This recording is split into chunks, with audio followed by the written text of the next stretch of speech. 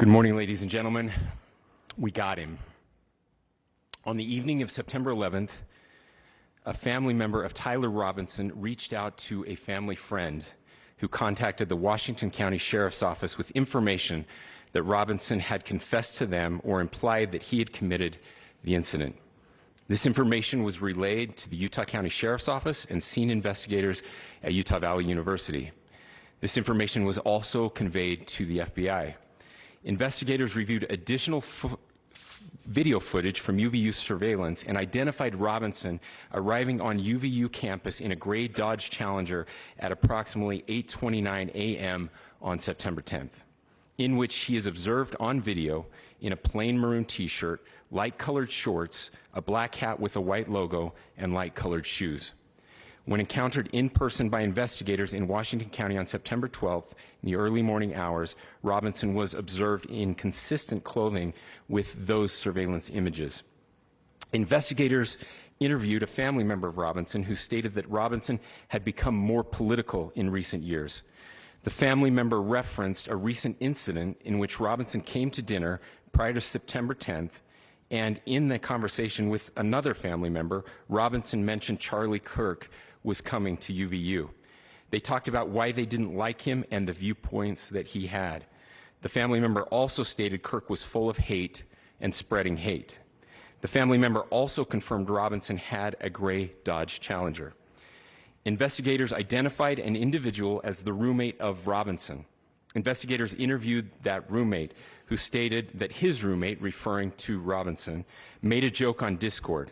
Investigators asked if he would show them the messages on Discord. He opened it and showed several messages to investigators and allowed investigators to take photos of the screen as each message was shown by Robinson's roommate. These photos consisted of various messages, including content of messages between the phone contact named Tyler with an emoji icon and Robinson's roommate's device. The content of these messages included messages affiliated with the contact Tyler, stating a need to retrieve a rifle from a drop point, leaving the rifle in a bush, messages related to visually watching the area where a rifle was left, and a message referring to having left the rifle wrapped in a towel. The messages also refer to engraving bullets and a mention of a scope and the rifle being unique. Messages from the contact Tyler also mentioned that he had changed outfits. I know there's been speculation as well as to the writing on those casings, those bullet casings, and I believe we have that as well. And I will share that with you now. So the area north of Campus Drive Road where the suspect crossed over, you saw some of that in the video that we released last night, consists of a grassy area with trees on the edge of the UVU campus. Investigators discovered a bolt-action rifle wrapped in a dark-colored towel. The rifle was determined to be a Mauser Model 98 30-06 caliber bolt-action rifle. The rifle had a scope mounted on top of it. Investigators noted inscriptions that had been engraved on casings found with the rifle. Inscriptions on a fired casing read, "Notices, bulges, capital OWO, what's this?" ? Inscriptions on the 3 unfired casings read, "Hey fascist!" ! Catch! ! Up arrow symbol, right arrow and symbol, and 3 down arrow symbols. A second unfired casing read, "Oh Bella Chow, Bella Chow, Bella Chow, Chow Chow," and a third unfired casing read, "If you read this, you are gay, LMAO." We are indebted to law enforcement across the state who's worked seamlessly together, local law enforcement, state law enforcement, and our federal partners with the Federal Bureau of Investigation. We're grateful for everyone who worked together in such a short amount of time to find this person and to bring justice. I want to thank the public who has been so engaged, reviewing videos, helping us with sending in tips, and helping us get to this point. I want to thank the family members of Tyler Robinson who did the right thing in this case and were able to bring him into to law enforcement as well.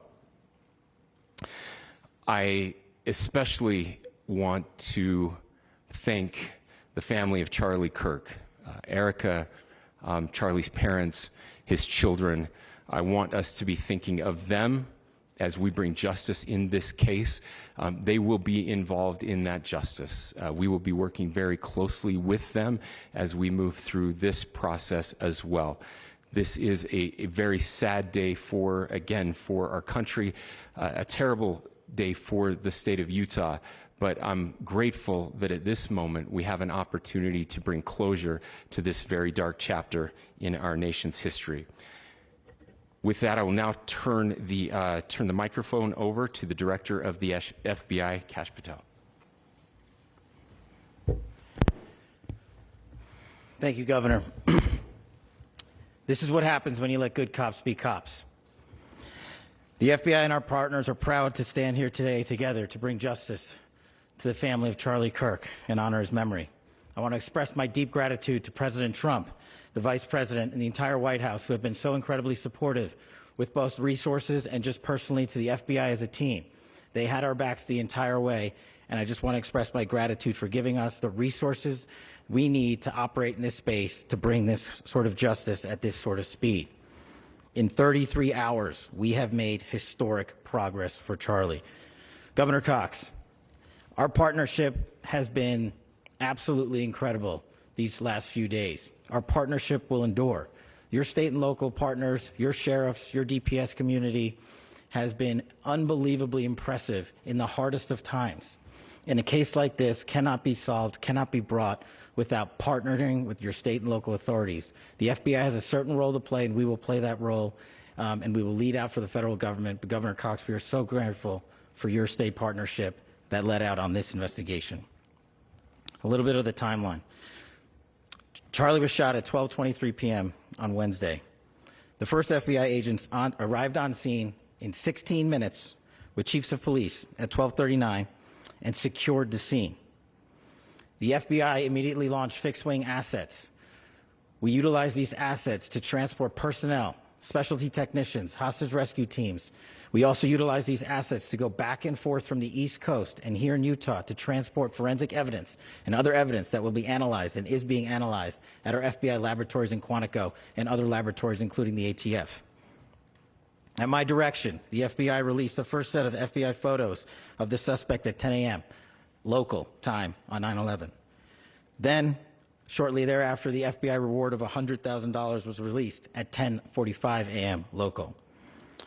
Myself and Deputy Director Bongino arrived on the scene at approximately 5:30 p.m. on 9/11. The governor led a press conference last night at approximately 8 p.m., where at my direction, the FBI released a never-before-seen video of the suspect. We also released new images to the public of the suspect. And just last night, the suspect was taken into custody at 10 p.m. local time. In less than 36 hours, 33 to be precise, thanks to the full weight of the federal government and leading out with the partners here in the state of Utah and Governor Cox, the suspect was apprehended in a historic time period. And I want to highlight what Governor Cox said. This would not have been possible without you, the media, and you, the public. That's why we went so public, so fast, and we're so transparent, and we're committed to that transparency. The crime scene, just a little bit there. It is a large crime scene. State and local authorities, along with federal authorities, processed that crime scene quickly. And I even had the ability to walk through that crime scene and walk through the steps the suspect took to learn more about what was needed and what resources we needed to bear to create a full picture for the FBI and leadership back in Washington. Furthermore, thankfully to state and local partners, forensic evidence has been seized and continues to be garnered Forensic evidence has already been evaluated at FBI laboratories in Quantico and state and local authorities here. We will continue to process evidence as we see it, as we collect it, and we will continue to deliver it to Governor Cox and his team.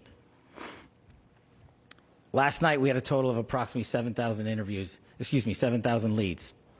As of this morning, thanks to your great work, we have over 11,000 leads that were called in to the FBI. And we are running out every single lead that we can. Every one of those leads will be run out. The arrest is a testament to the dedication of good law enforcement being great and partnerships in law enforcement, which I've tried to highlight as my tenure as the director of the FBI. There is no better relationship for law enforcement than the FBI to partner with state and local authorities, and you've seen it here in these last few days. The FBI Salt Lake Field Office, along with our offices in LA, Phoenix, Denver, San Antonio, Las Vegas, Pittsburgh, Buffalo, our headquarters component in Quantico, all participate in the FBI.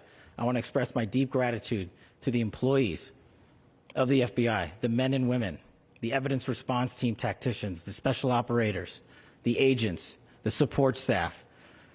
You have done monumental work in historic time when the public, who had a right to demand such an expeditious solving of an investigation, the FBI answered that call diligently, critically important to our nation, and we delivered. And I'm proud to be their leader, and I'm proud to be the director of the FBI. This is very much an ongoing investigation, as the governor said, and we will continue to work with state and local authorities to develop the investigation, to provide them the evidence they need for their ongoing prosecutions, and we will be here to answer every call they absolutely have, as long as it takes, for as long as we need to find and apprehend whatever suspects were involved in this crime. Lastly, to my friend Charlie Kirk, rest now, brother. We have the watch, and I'll see you in Valhalla.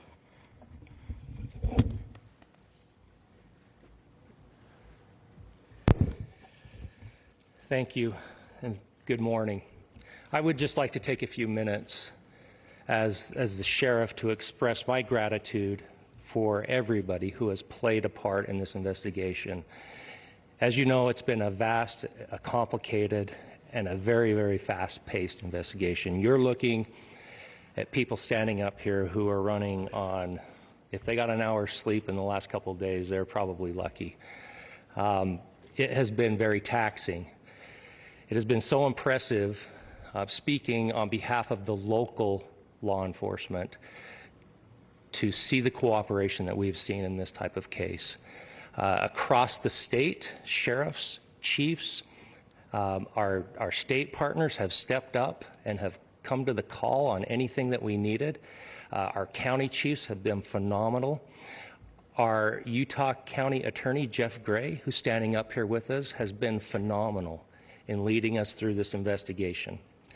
I would like to thank the federal government for their resources, their assets. Our local team here, our FBI team, has been extraordinary in helping us work through this and bring this person to justice.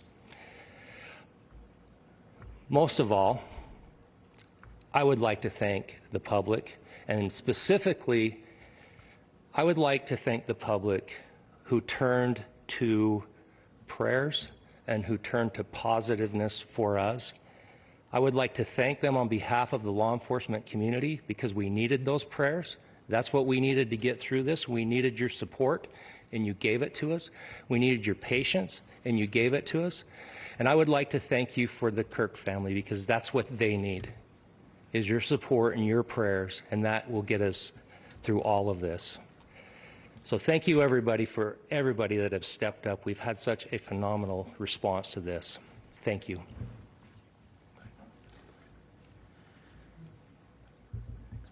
I also want to give a special thanks to the Attorney General and the Department of Justice. Their unwavering support and their commitment to justice is shown true here.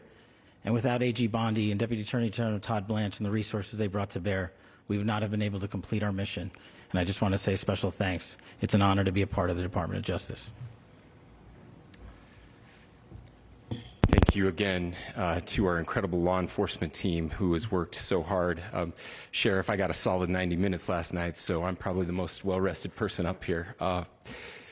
Ladies and gentlemen, I get the microphone, so I hope you'll permit me a moment just to share a few more thoughts about where we are and how we got here, and maybe a little bit of where we go from here. I don't want to get too preachy, but I think it's important that we, with eyes wide open, understand what's happening in our country today.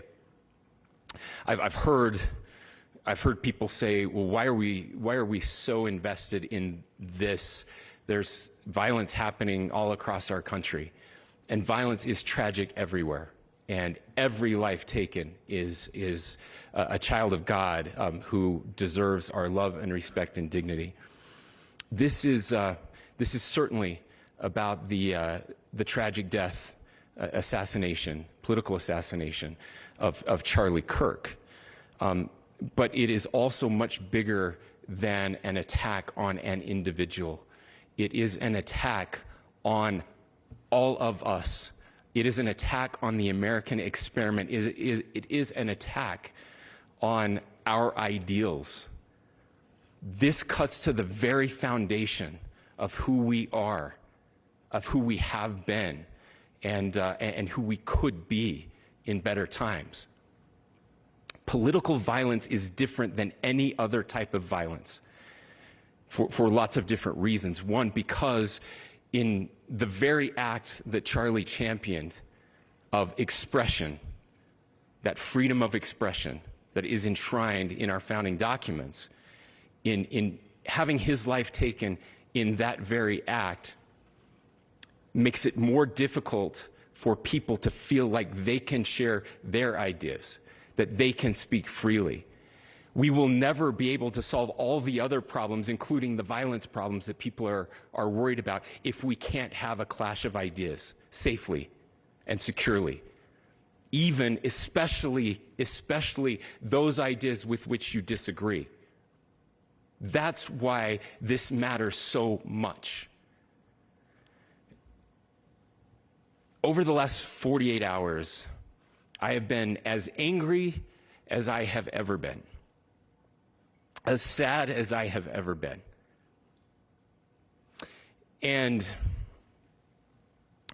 it was, as anger pushed me to the brink, it was actually Charlie's words that pulled me back. I'd like to share some of those. And specifically right now, if I could, I need to talk to the young people in our state, in my state, and all across the country. As President Trump reminded me, he said, you know who really loved Charlie? The youths. And he's right. Young people loved Charlie, and young people hated Charlie. And Charlie went into those places anyway. And these are the words that have helped me. Charlie said, when people stop talking, that's when you get violence.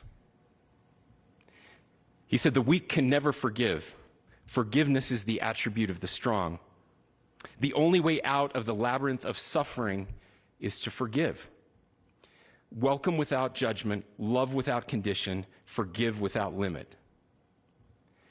He said, always forgive your enemies. Nothing annoys them so much. A few months ago, I referenced this last night, Charlie posted to social media, when things are moving very fast and people are losing their minds, it's important to stay grounded. Turn off your phone, read scripture, spend time with friends, and remember, internet fury is not real life. It's going to be okay. He again said, when you stop having a human connection with someone you disagree with, it becomes a lot easier to commit violence. He said, what we as a culture have to get back to is being able to have a reasonable agreement, where violence is not an option. Now, again, to my young friends out there, you are inheriting a country where politics feels like rage. It feels like rage is the only option. But through those words, we have a reminder that we can choose a different path. Your generation has an opportunity to build a culture that is very different than what we are suffering through right now. Not by pretending differences don't matter, but by embracing our differences and having those hard conversations. I think we need more moral clarity right now. I hear all the time that words are violence. Words are not violence. Violence is violence. And there is one person responsible for what happened here. And that person is now in custody and will be charged soon and will be held accountable. And yet, all of us have an opportunity right now to do something different. I want to thank my fellow Utahns. This bad stuff happens. For 33 hours, I was praying that if this had to happen here, that it wouldn't be one of us. That somebody drove from another state, somebody came from another country. Sadly, that prayer was not answered the way I had hoped for, just because I thought it would make it easier on us if we could just say, hey, we don't do that here. And indeed, Utah is a special place. We lead the nation in charitable giving. We lead the nation in service every year. But it did happen here. And it was one of us. But I want you to look at how Utahns reacted the last 2 nights. There was no rioting. There was no looting. There were no cars set on fire. There was no violence. There were vigils and prayers and people coming together to share the humanity. And that, ladies and gentlemen, I believe is the answer to this. We can return violence with violence. We can return hate with hate. And that's the problem with political violence, is it metastasizes. Because we can always point the finger at the other side. And at some point, we have to find an off-ramp, or it's going to get much, much worse. But see, these are choices that we can make. History will dictate if this is a turning point for our country. But every single one of us gets to choose right now if this is a turning point for us. We get to make decisions. We have our agency. And I desperately call on every American, Republican, Democrat, liberal, progressive, conservative, MAGA, all of us to please, please, please follow what Charlie taught me. I'll just conclude with words I share often from a friend and author, Yuval Levin, who was asked if he was optimistic about our country. And he said, I'm not optimistic. He said, I hate optimism. Like, that sounds bad. But he said, optimism is a vice. It's this idea that good things are just going to happen. And he said, in the history of the world, good things have never just happened. He says, I'm not optimistic, but I am hopeful. And hope is the virtue that sits between the vices of optimism and pessimism. Hope is the idea that good things are going to happen because we can make them so. I still believe in our country. And I know Charlie Kirk believed in our country. I still believe that there is more good among us than evil. And I still believe that we can change the course of history. I'm hopeful because Americans can make it so. Ladies and gentlemen, we're happy to answer any questions you might have. Please speak to whether the suspect is speaking with authorities and his demeanor, Tyler Robinson, when he turned himself in. I cannot speak to that right now. Governor, how do you interpret the inclusions on casing? Well, I will leave that up to you to interpret what those engravings mean. I think the clearest one that says "catch fascist," there's not, and by the way, that's like catch like a ball, catch this. That's I think that speaks for itself. Governor, you indicated that he had been communicating. Please. Talk about this level of hatred that this person expressed. Beyond that, is there anything in your view that you discovered that may have radicalized or changed him to prompt him to commit such a horrific? There's nothing more that we can share at this time. Governor, you indicated that he had been communicating with a friend on Discord about the gun. Do you anticipate any more arrests? We do not at this time have any information that would lead to any additional arrests. Do you believe he acted alone? Yes, but the investigation is ongoing. How he came into custody of police and where he is right now? Yes, so right now, Mr. Robinson has been booked into the Utah County Jail. You heard the president this morning report that he was taken into custody, that his family and a friend helped to deliver him into custody of law enforcement in Washington County. For those of you that don't know where Washington County is, it is the southwesternmost part of the state of Utah. It's about a 3.5 to 4 hour drive from here, where we are right now, and that's where he lived and where they turned him in. Please, go here. I can't share any more than what I've already shared. Yeah.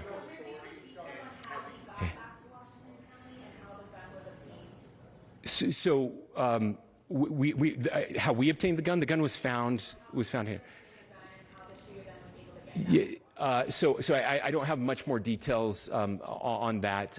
We do know that he drove. We had his car here on campus, and then we had his car going south back to the St. George. It's actually the city of Washington in Washington County. Is he talking with authorities and did he discuss a motive? I'm sorry? We don't have any information that would lead us to believe that. Yes, in fact, it was just released. Yes. Is he talking with authorities and did he discuss a motive? I can't answer that right now. Yeah, thank you. Over here.